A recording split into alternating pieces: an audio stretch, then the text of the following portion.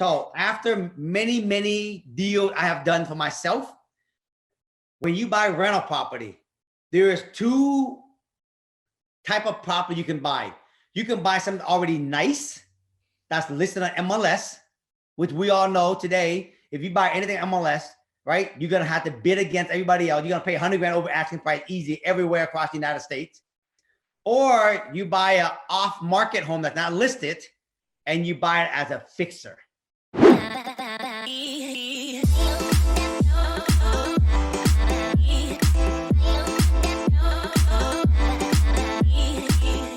Good afternoon, good morning, everybody in the lab coat agent world. I'm extremely excited. I've been waiting for this. I've been excited to finally get a chance to reconnect with Thach after 3+ years. Man, I see you every day on social media. Everybody wants to know a little bit about what goes on behind the scenes and what's going on in your world. And, you know, good morning. Good morning, my brother. Good morning. Good morning from Seattle, not Vietnam, but good morning from Seattle. And I knew you would bring the energy. So somebody get Thach a cup of coffee. Oh man. So good to see you. And man, I don't know where to start. I was thinking about 9,000 different things. I have so many questions for you. We wouldn't get to it if we spent all day doing this. So, but what I do love about you is you're extremely energetic, very, very driven, but you came from humble beginnings. Walk us through where you came from. Let's talk about a little bit about where you are now. And then what I really, really, really appreciate about what you've been doing and the journey I witnessed through social media is you're helping a lot of other people achieve what you've done to develop your wealth and your passive income. So yeah. I know there's a lot of realtors on here that are selling houses, but they don't have that portfolio, and maybe they're hung up on, you know, this, that, or the other. So this is your show, brother. So for a lot of you guys who don't know me, I turned 51 here on May 18 this year. So I'm considered, man, on the other side of the hat now, which is great. I remember Mike Ferry said a long time ago, you don't know shit until you get over 50 years old. Now I can appreciate that. Because back then when he said that, I'm thinking, man, I know everything. I'm 30 years old. I'm selling 100 homes a year, right? But I can appreciate now that, you know, you don't know what you don't know until you really get over 50, because there's so much life experience that come along with that, right? And we're going to talk about that. But I was born in Vietnam in 1970. My dad worked for the U.S. military at the time as a translator. And in 1975, he got a phone call from his boss saying that the Vietnamese communists are invading South Vietnam now, and they're going to take over the country. So we are going to pull out of Vietnam. This is the U.S. troop. If you guys saw all the videos about the U.S. troop pulling out of Vietnam in 75, we was part of that whole movement. And we're going to be leaving. And he told my dad, since you're a Vietnamese person working for the U.S. government, you should go home and get your family and come with us. Otherwise, you're probably going to get killed when the communists come into town. And so my dad called home, told my mom, hey, this is during lunchtime. Pack up your bags. And I'm going to come home and get you. And we're going to leave out of the country. My dad was 34 years old. My mom was 29 years old. I was 5 years old. We have 4 brothers. I have 4 brothers and 1 sister. My sister was pregnant with my mom at the time. So I want you got to think about that. 34 and 29. All of a sudden, there's a war going on. And your husband called home and says, pack your bag. We're leaving the country. We don't speak English, right?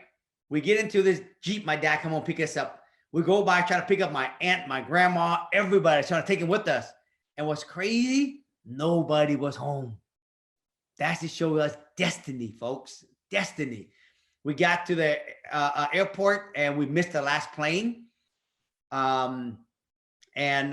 We call up my dad's boss, and he says, look, we're going to have 1 more plane coming in tomorrow morning. So make sure you guys stay close. And then we're going to get you on the last plane. So we stayed at this hotel. My dad slept in the Jeep because he didn't want nobody to steal the Jeep. And we all bunked in this hotel. And the next morning we got up early, drove to this gas station. And I remember some of it. We got into this U-Haul truck with a bunch of other people. They closed the door. And we were driving to the airport because nobody knew in Saigon that the U.S. troop was pulling out.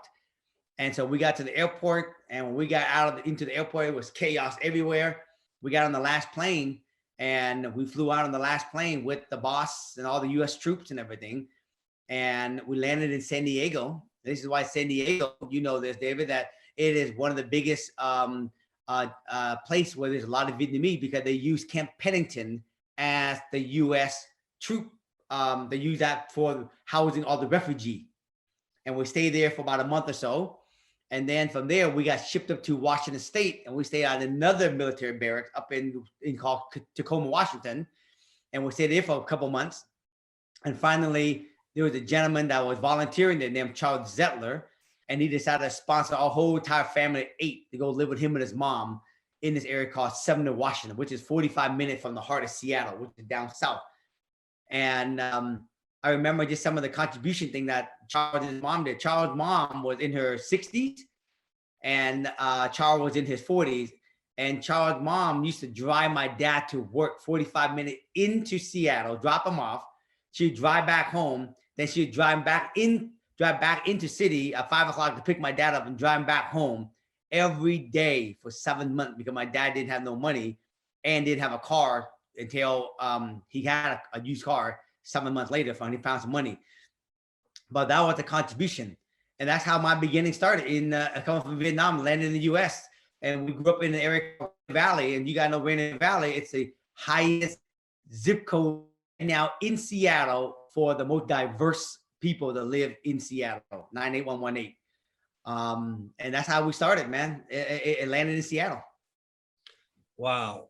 And you know what, then, you know, you hear a lot of people talking about mindset, perspective, work ethic. I mean, the story you just told, I mean, what do you think that did for you when you think back, and how often do you reflect back in your day to day, fast forwarding now to where you've come to? Yes. What goes on inside your brain? If I woke up and I was you for a day, what would I be thinking? When the day that I am in a funk, it's the day I forgot how far I came to where I'm at today. Yeah. Every time I get in a funk, it's because I look at perspective from where I'm at and where I should be at. I should be at $100 million net worth by now with all the shit I've done. Mm-hmm. And then when you're not hitting your goal or getting the number of listings that you should be getting, I should have been getting 10 listings a month. I only got 7 month after month. That's going from where you at, where you should be at. And when you stand it from that perspective, you always get into a funk. So I hear it sometimes said, like, when we compare ourselves to others, yeah, as well. So some of that's internal, right? Some of that's just you wanting to be somewhere else. And also then sometimes you come across somebody and it's like, man, this guy's got 10,000 properties. I have 1,000. Right. I should be 10,000.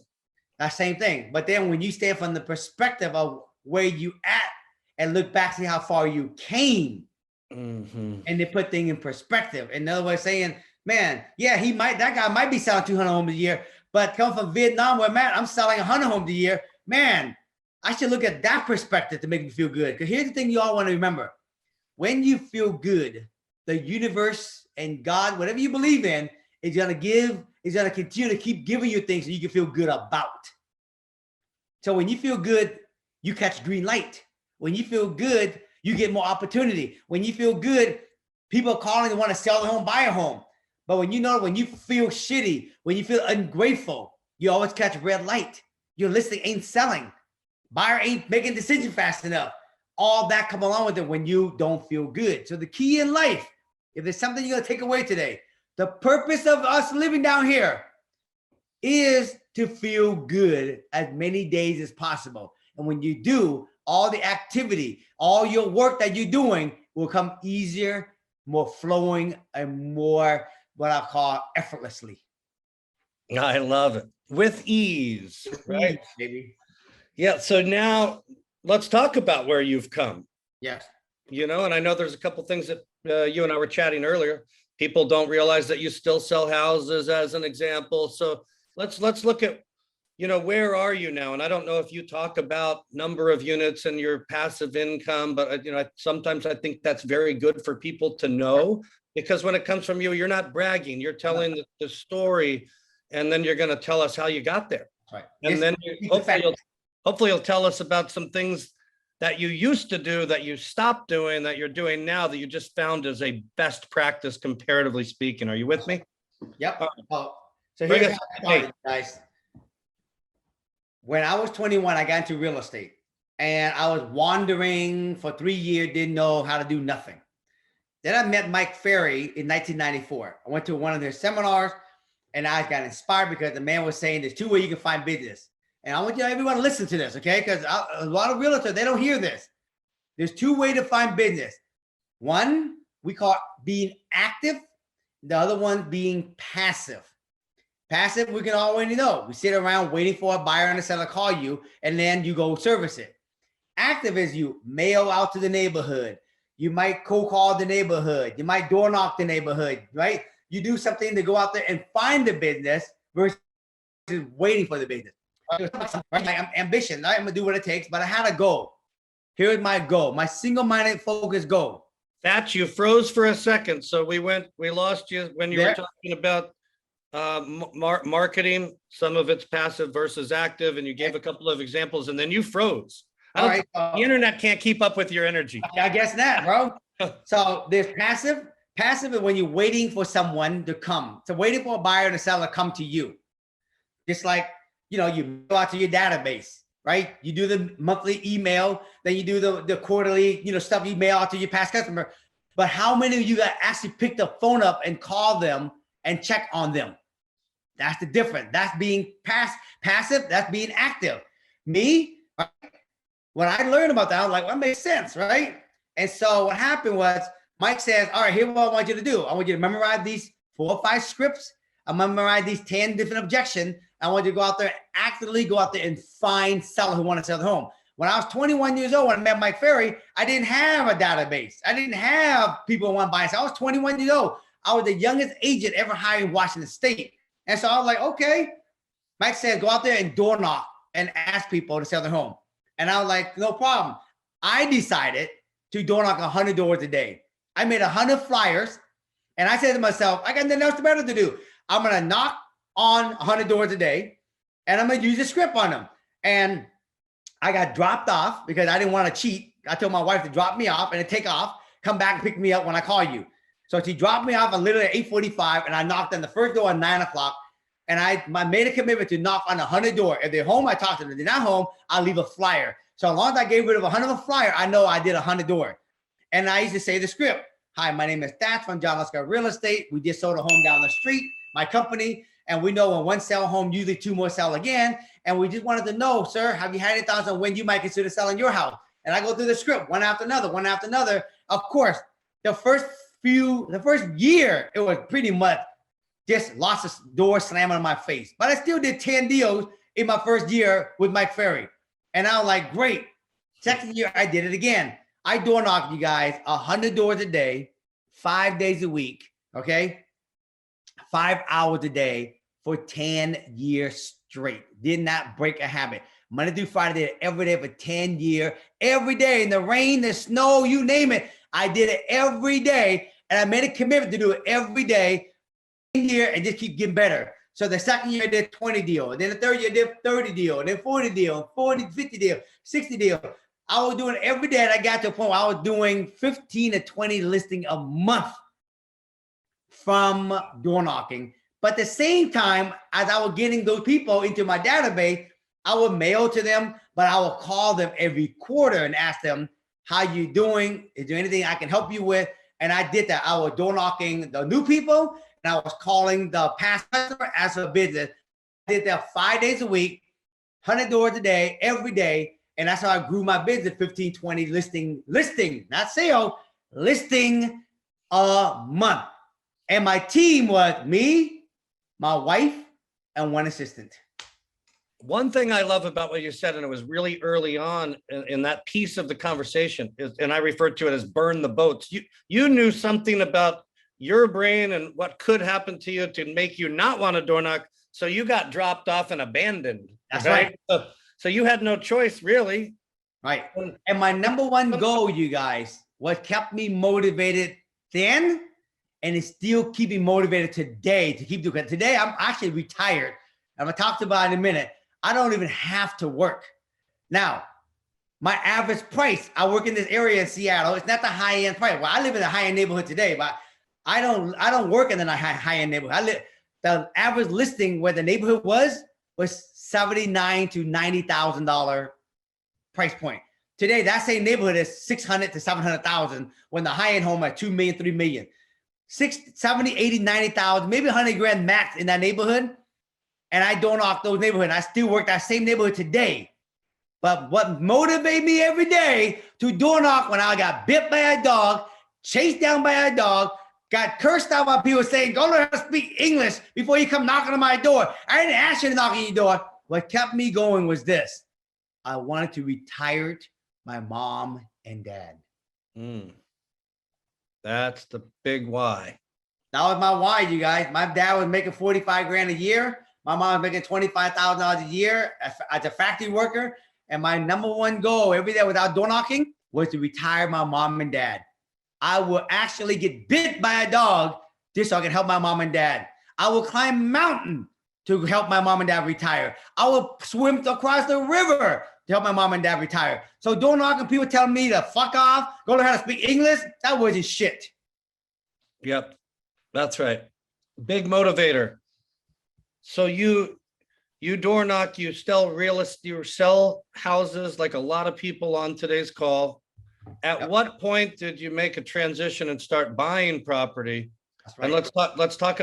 I always love the story of like, what was the first property you bought? Yeah. Like, I think it's inspiring because there's people out there today right now that want to buy it, haven't bought it. Something's blocking them from moving through that process.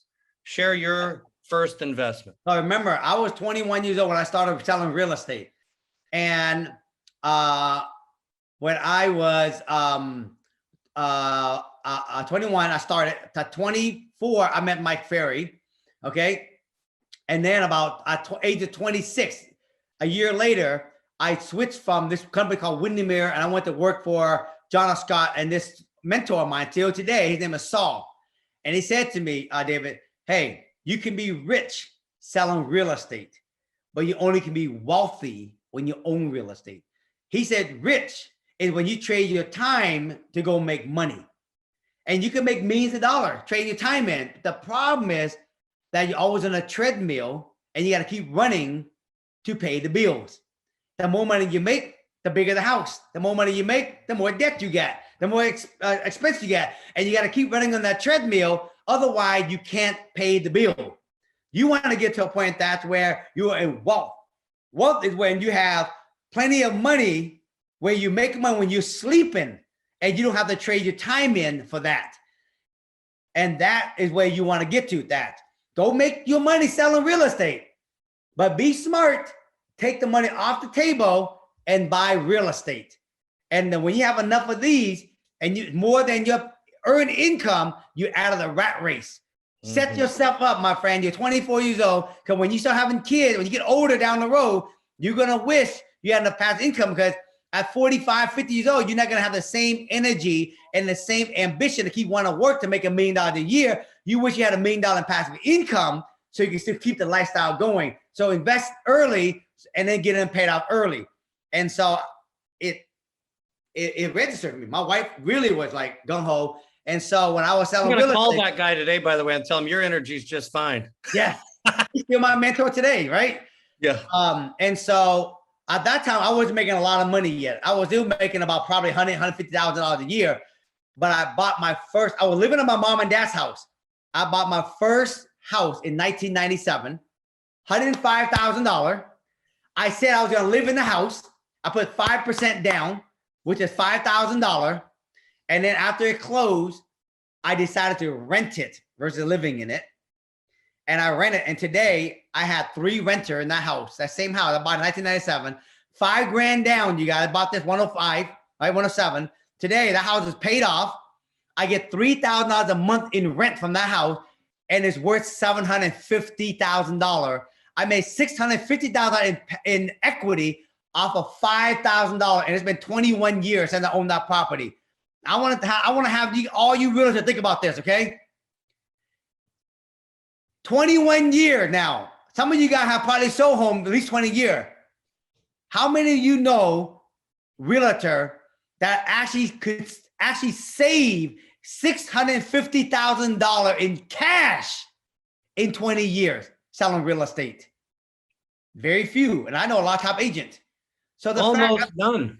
Almost none. So you think about it. Now, how many people can save $650,000 from working and putting it away? I can tell you very slim, because the moment they get a couple $100,000 in the bank, let's go buy a bigger house. Let's go on more vacation. Let's buy a timeshare, right? Let's buy a new car. Let's do this. Let's do that. And all of a sudden, they don't have that liquid. That's one house. I have $650,000. I want you to think about it. I have hundreds of those properties today. Hundreds. I bought 15 rental property, you guys, and still lived in my mom and dad's house before I bought my first personal home. I had heard that somewhere before, and I guess you know how stories go. I heard that you lived there for 15 years. Now you just clarified. You lived there until you had 15 rental properties. That's right. I lived in my mom and dad's house, and I bought 15 rental property, basically saying I'm gonna buy it, live in it, I'm gonna move up, and I turn that into a rental, right? But I turned those all into rentals, right? And I just keep buying. Every time I made enough money, put 5-10% down, I bought. 5%, 10%, I bought. Now you want to remember, okay, when you're only making 100 grand, 150 grand a year, even 5-10% down was a lot of money. So yeah, everything I was making, I was dumping on buying rental property. So you had to keep your expenses very, very low. Yes, sir. That's why you live with mom and dad, right? And you weren't driving around in those Rolls Royces I see you in today, right? I had a Honda Prelude. I was driving around showing houses, and then I bought my first new car, a Acura Integra, which was $250 a month, and I fucking was fighting that salesperson trying to get it for $200 a month. But the moral of the story is, folks, I would have never been able to save $650,000 in 21 years off that one house if I would never kept it. That's the power of appreciation that I think a lot of real estate agents don't really put that in perspective. We make $650,000 in gross income, but let's be honest, half of it go to Uncle Sam. Then you got to take off, you know, the split that you give to your buyer agent, the company dollar, blah, blah, blah. And if you're really making a $600 million, I bet you probably bring netting 250 grand a year net. So now you take that and you go ahead and go buy your house and your cars and da da da da da da. How many of them can really save $1 million in net worth? Very few. Only through real estate investing you can, through appreciation. And I do see people trying to do it, talking themselves into, if I just go out and sell more houses, or I build this big real estate sales team, somehow that's my exit from the hamster wheel. And I can't remember, and I know a lot of top agents too, just like you do. Can you think of one that's done that successfully versus what you just said? Bro, you and I know very few of them. I can name, I don't want to drop nobody's name because I know everybody. They know me too. Very few have done it. Look, very few with a big, big team does not have. Let me go ahead and tell you now, okay? I have $100,000 a month in positive cash flow after paying all the mortgage, all the property manager, everybody. $100,000 a month. That is $1.2 million a year in passive income. And that's not because that's not all my property paid off yet. My goal now, when I get to 60 years old, David, is to pay down all my property. When I pay all my property off by the time I'm 60 years old, I have over $200,000 a month in positive cash flow. Ain't no real estate team. They might gross a lot of money, but how many of them have net worth and passive income like that? That's incredible. Now let's talk about what it takes to get there. Yes, sir. Number one, you have to understand where you're going. Number two, you have to have patience. Real estate is a patience game. It is a marathon, not a sprint.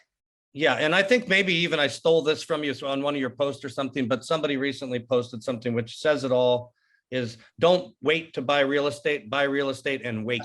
That's right. That's your story. Now here's the thing, everybody. Look, let's be honest, okay? We should continue to sell real estate because we need the income from real estate for the down payment. We need the income so we can live consistently, because investing, right, it's inconsistent, right? You got, sometimes you buy one and then you might not buy another 3 months down the road. Also, you need real estate because you need a W-2 to get qualified to actually buy houses. There you go. So the key is, listen, everybody, I want to tell you this. Selling real estate is the vehicle to finance your lifestyle and finance your rental property. See, the challenge with being a realtor is we don't have a W-2. I'm sorry, not W. We don't have a retirement plan. We don't really have one. Let's be honest. There's no basically a 401k, real estate investment, retirement from being a realtor. So if you make $1 million a year, you still don't have a retirement plan unless you make one up. So if you're already in this, what I call field, selling real estate, you might well own real estate. So the key is, when you make money, you got to learn to actually live below your means. Take some of that property, money, and park it in rental property. But it takes forever to get positive cash flow. Yes, I'm not telling you to stop selling real estate, but if you keep making $500,000, $200,000, $1 million a year, hey, buy one rental property a year, buy 2 rental property a year, and just let it ride. It ain't gonna actually make any difference in your lifestyle if you did that. If you did that 1 every year, 2 every year, and the next 10 years. Now listen, think about this. Most bigger city, if you look at the past, we double in value every 10 years roughly, which is about 6 to 7% appreciation. That means if you buy a property, you got like I did, I bought a property for $100,000, but I only put down $5,000. But when the property goes up in value, it goes up in value of the 100,000, not in the down payment. So every 10 years, that 100,000 go to 200,000, and that 200 go to 400,000. If you put your money in stock, you get $5,000 you put in, you get $5,000 in stock. In real estate investing, you put $5,000 down, but you got $100,000 value. That's the power of leveraging real estate. So when it goes up in value, it goes up in the value, 100,000, 200,000. Today, if you buy a property, let's say for 500,000, 10% down, 50,000, but you got a $500,000 value. When it goes up in value, it double. In 10 years from now, it goes to $1 million. You got an extra $500,000 off of your $50,000 investment. Where can you save $500,000 in 10 years if you wanted to? I'll give a little comparison as relative to what you just said for those that are out there. So, and we'll use the stock market comparison or the stock value. So let's say I'm looking at doing what you talked about earlier. I'm going to buy a property and I'm going to go live in it, but I'm going to go buy one that's $500,000. Now, if that thing goes up 10%, what did I make? I got 50 grand. Yes. Now, what if I want to buy $1 million property? And this is where I talk to people look at the opportunity of a duplex, live in one half and rent the other half, because maybe now you can afford to go buy one for 1 million. So when it's $1 million acquisition and it goes up 10%, you made 100,000. That's right. Right. And you need a place. 10% a year, folks. If you take 10%, take it in 10 years, that's double in 10 years in value. So now let's talk about maybe that's a good time to talk about BRRRR. Yes. And what does that mean? So walk us through the definition in your mind and then apply it to what you've done and what you're doing. So after many, many deals I have done for myself, when you buy rental property, there is 2 type of property you can buy.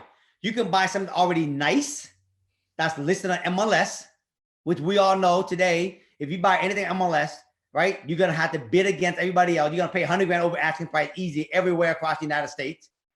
Or you buy an off-market home that's not listed and you buy it as a fixer. Okay, so let me walk you through BRRRR. BRRRR stands for the first B, buy it, but buy it as a fixer. The first R is then you rehab the property.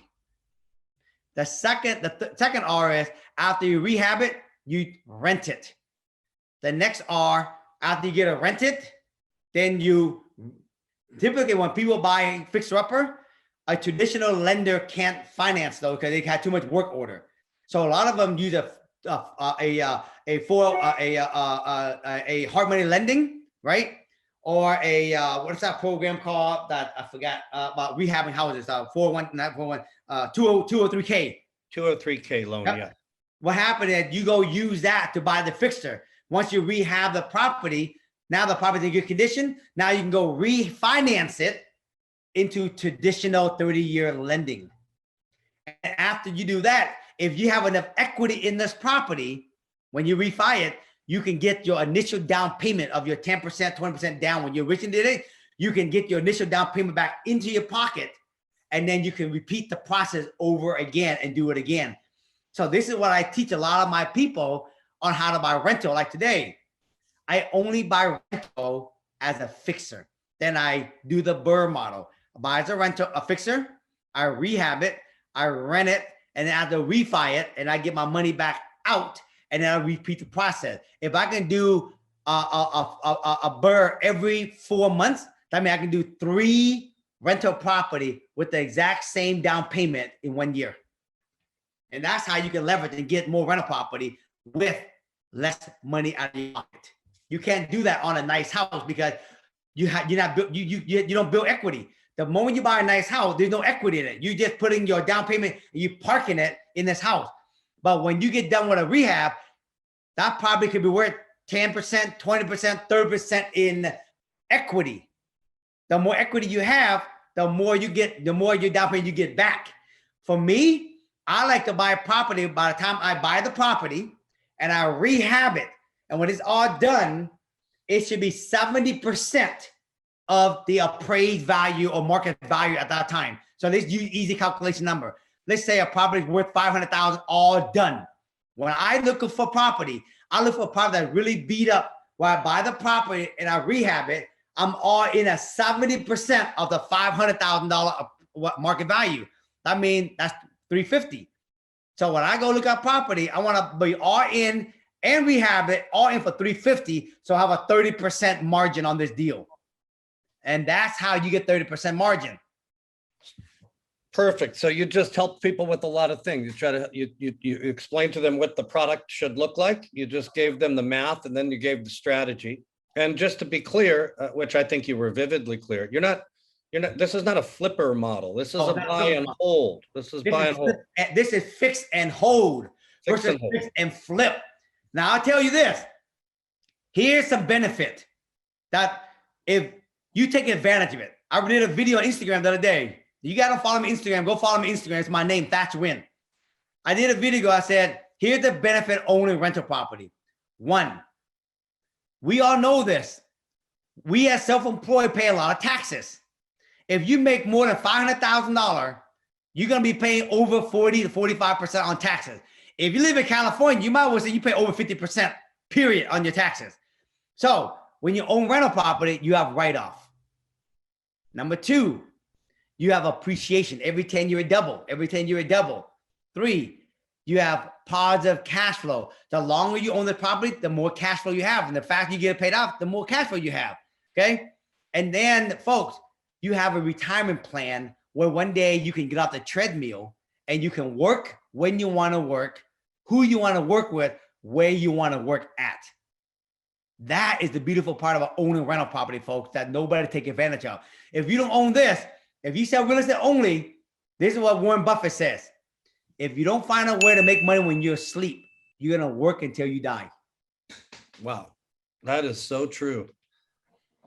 That is so true. Now, I have to ask you why I've got you here. So when you're holding these properties, yep, are you holding them to this day from the ones that you bought 20, what now? How long have you been doing this now? I'm 30 bad. years.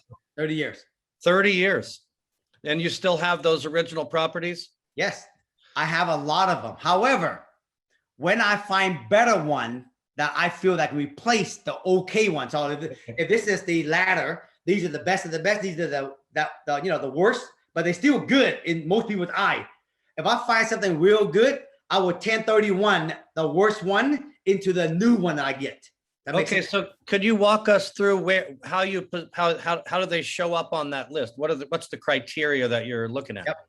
The criteria is like, for example, right now I have a house right now that I'm rehabbing right now in this section in Seattle. It's called SeaTac. It's by the airport. So to me, the 3 ingredients that after years of doing this, the 3 ingredients that make an idea BRRRR. 1, it has to have at least 30% in equity or more. That means it has to be at 70% of the market value today. So I mean, I gotta have at least 30%. So when I do a BRRRR, the idea for me, I gotta have 30%. Number 2, it has to be in the area where I have good high rent. That when I refinance from hard money into permanent financing, I only finance the 350. I don't pull any more money out. Whatever I'm in, purchase price or rehab, which is 70% of market value, I just ask the bank, can you refinance this property of the all-in number? All my equity, leave it in there. I don't want to pull my equity out. I just want to refinance into permanent finance 350. The reason why, because if I refinance 350, I get back my 10% down, and then hard money get back their 90% they lend me to do that deal. Okay. And then I finance 350. So I call that 100% financing. I got to make sure I'm in the area where the rent's high enough to cover the 350 and some. That makes Gotcha. sense? Okay, so the ones that would be at the lower end of that list that you may then trade up It might be at the area where it has good. Well, I'm gonna give you the third ingredient, and then it has to be an area where it can double in value every 10 years. So when I look at my old portfolio, if I have 30%, which I do because I own it long enough, but the rent and the appreciation isn't doing that great in that area. So if it ain't doing that great, it's at the bottom of my list. So when I find property that's in better area, like this property that I'm selling, it's been 20 years and I own this property and only double once.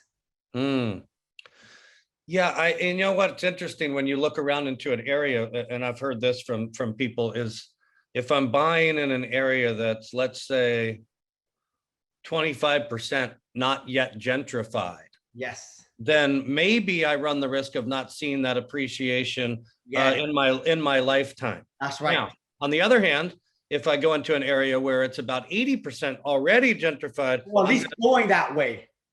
What's that? Or at least it's going that way. Correct. Yeah, and if it's already gentrified, and let's say it's 75 or 80%, I missed it. I'm going to find that sweet spot. That's right. Might be maybe the next street over sometimes. That's right. Right. Or the neighborhood over. Or the neighborhood over. And That's if right. you really do it right, and I've had the luck or strategy to find this, is while I'm in escrow, they start putting in the new park and everybody starts painting their home. And that's right. You know, the city's coming in, they're putting in new streets, and that's how you get an above average. That's right. Right. And so that's why when I look at my portfolio, I'm keeping all the stuff that are in, again, 30% equity, which I have because I own it long enough now. But even the new property I buy today, it got to have 30% right off the bat because I created it. It has to be an area where I can cover the rent, the 100% of my all in and my rehab, and it has to double every 10 years. So anything new today, that's what I'm buying. That's my standard. Anything that's old, if it don't have the appreciation, especially the appreciation, I get rid of it. I replace it with better ones. And I'm sure depreciation and the ability to depreciate the property is factored in there as well too. Do you want to touch on that a little bit? Yeah, when you own rental property, you can write off, the rehab, the maintenance of it, right? And you can depreciate it, right? And that's great. But I want appreciation and depreciation work at the same time for me. And that's why I'm constantly always looking. That's why when I teach people how to do rental property, you got to know where to find the off-market fixture that can fit the 3 ingredient of a BRRRR model.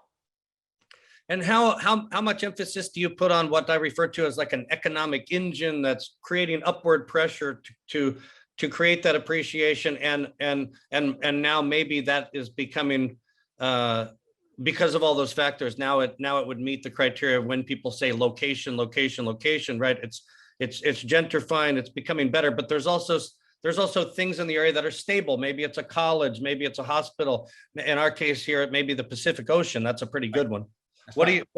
Talk to us a little bit about what you're looking for to identify the area or target markets. I would say number one, it has to be in an area where the walk score is high. The what? Walk score. Okay, define that for the audience. Right? If you guys are in real estate, you know when you're in a local location, there's a lot of things you can walk around. There's a lot of activity, a lot of restaurants, a lot of things. That means people are living there. So the more people that are living there, right, the better the appreciation, the higher the rent, all that. Okay, so that's one. It has to be an area where it has freaking transit, lots of buses and transit happening. It's near college, right?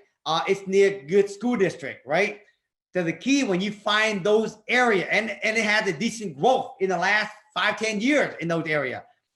The key is you want to find those areas and then find beat up fixer in those areas. And there is fixer in every damn neighborhood. I love it.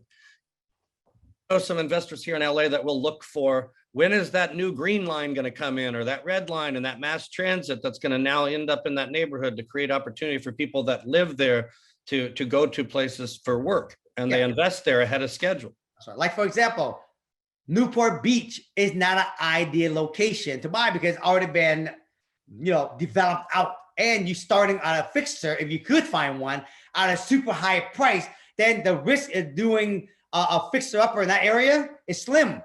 But even high-end neighborhood is not good for BRRRR, because by the time you buy and rehab it, your all-in number is so high that the rent can cover that mortgage. So like area, in my opinion, that's working good right now in Southern California are Long Beach, Orange, Anaheim, Downey. Those are areas, that everyday area, folks, that's working well because it's still coming up. Excellent. Now, what else was I going to talk to you about? We covered flip versus, I want to make sure people understood that you weren't doing these to flip. Nope. Now, the other thing I have here is when you do trade up your vehicle, I'm assuming is 1031 exchange, or you're doing any 1031 exchange. Okay. Anything you want to say about that? Anything you want to have learned about that? Yeah, I think the whole key what I learned about owning rental, you guys, is that you just got to know the exact, I always tell all my students, do not buy rental property already done and nice on the MLS, because you're not going to build any equity. You're going to pay over asking. So when the market is going to crash soon again, you're going to lose. Like somebody buy a property is listed for 500. And then you have multiple offers and you pay 600 for this property. When the market crash, your first 100,000 you already pay over, you lost that 100 grand. And then if we go underneath that, now you're starting to lose your down payment on top of that. So you're losing a lot. So people would ask me, how are you protecting yourself? Are you still buying in this market? And the answer is yes, because I buy mine. If this is 500,000, I'm buying mine all in at 350. I'm already got 30% cushion, and I'm not even paying over any asking price. People are buying a 500,000 house out of 600,000, and I'm all in at 350 at a $500,000 price. So look at all my cushion, and I'm not flipping it. I'm holding it. Excellent. That's right. Okay, perfect. So now let's cover one last thing before we wrap up. I don't know how much time you have, but now I lost my train of thought. The last thing I was going to talk about. Social media. Well, yeah, I want to talk about that because last time, and this guy, Thach has 1 million followers on TikTok, man. That is fantastic. Social, passive income, rental property, own, all that kind of stuff. And I was going to mention one other thing too, like what advice would you give the audience to go out and find those assets? Because you coach people, right? I coach over 1,000 students right now, all across America. Most of them are investors and realtors on how to find off-market deal. And if the number don't make sense, you still got a listing if you're a realtor. If somebody wanted to participate in that, what do they do? How do they hit you up? All you got to do is go to my Instagram account, follow my Instagram, and in my bio, there's a place called Mentorship Program in my link. Okay. Very cool. But what you can do as a tip for all of you guys is just as you're out looking at houses, showing houses, keep your eye open for the ugly house with the tall grass, the tarp in the window, the twinkle blinds, you know what I mean, the junk cars in the driveway. Those right there are, guys, you'd be surprised. You don't even notice them because your eyes hasn't been focused on it. But the moment today, start noticing on how it's attire. When you see him, no different than with if you're a realtor. If you're a realtor, right? If you're out door knocking, cold calling, instead of door knocking a nice house, door knocking an ugly house, ask him, have you had any thoughts on when you might consider selling this property? No different. Write a letter to them. Ask them when they sell their home. Keep track of them. Call them over and over. Mail them over and over like you would your farm. And watch. When they sell, if it ain't the number that you need to make it work, you can still list the property. And I got a lot of investors that I work with in everywhere. I have a student almost every state across the United States right now, you guys. If you got to find a deal on Instagram, DM on Instagram, and I'll help you place it. Well, I know one of them for sure, personally, Yep. without mentioning any names. And I got to tell you, I knew him before you came to talk to us. Okay, yes. And I know him now after.